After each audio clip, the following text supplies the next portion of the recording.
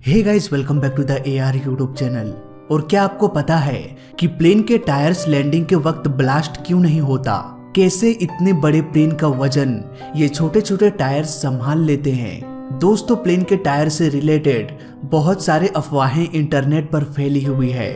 उन सब की सच्चाई भी आज के इस वीडियो में बताने वाले हैं। दोस्तों, आपके कार या बाइक के टायर में तरह तरह के डिजाइन्स बने होते हैं। दरअसल ये सिर्फ डिजाइन नहीं होता, बल्कि ये रोड के सीधा जाने में, कॉर्नरिंग करने में या किसी भी डायरेक्शन में जाने के लिए अच्छा ग्रिप प्रदान करता है। जबकि प्लेन के टायर का डिजाइन स्ट्रेट यानी कि सीधा होता है, क्योंकि यहाँ पर प्लेन को सिर्फ रनवे के सीध में जाना होता है। इसके अलावा ये डिजाइन बारिश में अच्छी पकड़ बनाने में भी मदद करता है। पर आखिर ये टायर्स लैंडिंग के वक्त ब्लास्ट क्यों नहीं होते? और कभी कभी हम न्यूज में पढ़ते हैं कि इस प्लेन का टायर ब्लास्ट हो गया, वो टायर्स क्यों ब्लास्ट हो जाता है? सवाल और कंफ्यूजन्स तो बहुत सारे हैं, तो चलिए एक एक करके समझते हैं। दोस्तों, प्लेन के टायर को काफी स्ट्रॉन्ग बनाया जाता है और इसके लिए नायलॉन, स्टील जैसे मेटल एलॉय का भी इस्तेमाल किया जाता है।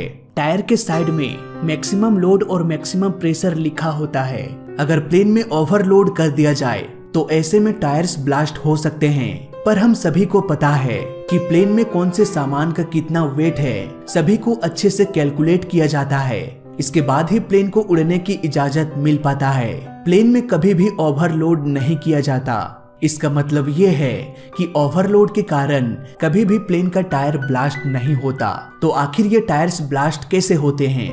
दोस्तों, जब प्लेन हार्ड लैंडिंग करता है तब प्लेन का टायर्स ब्लास्ट हो सकता है। फॉर एग्जाम्पल, अगर आप रैंप में जरूरत से अधिक ऊंचाई से बाइक को जंप कराते हैं तो बाइक का टायर तेजी से जमीन से टकरा जाएगा।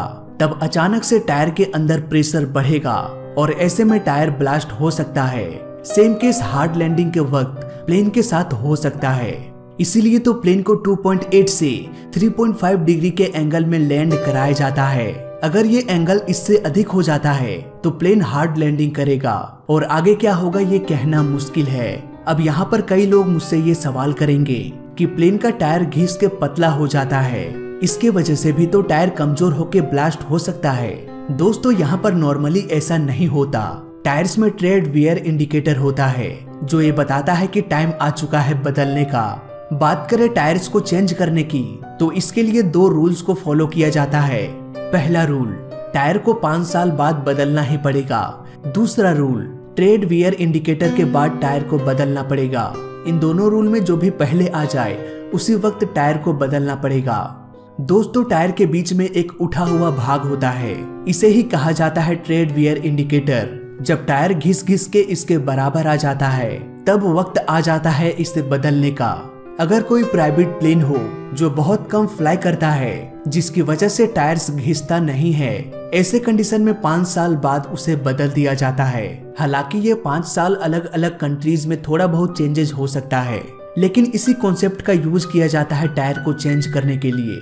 कुछ लोग ये सोचते हैं कि प्लेन कितने घंटे उड़ान भरता है, इसके हिसाब से भी प्लेन के टायर को बदला जाता है। पर दोस्तों, इसमें जरा सी भी सच्चाई नहीं है, क्योंकि टायर का काम सिर्फ ग्राउंड में होता है, ना कि हवा में कितनी देर फ्लाई करने से।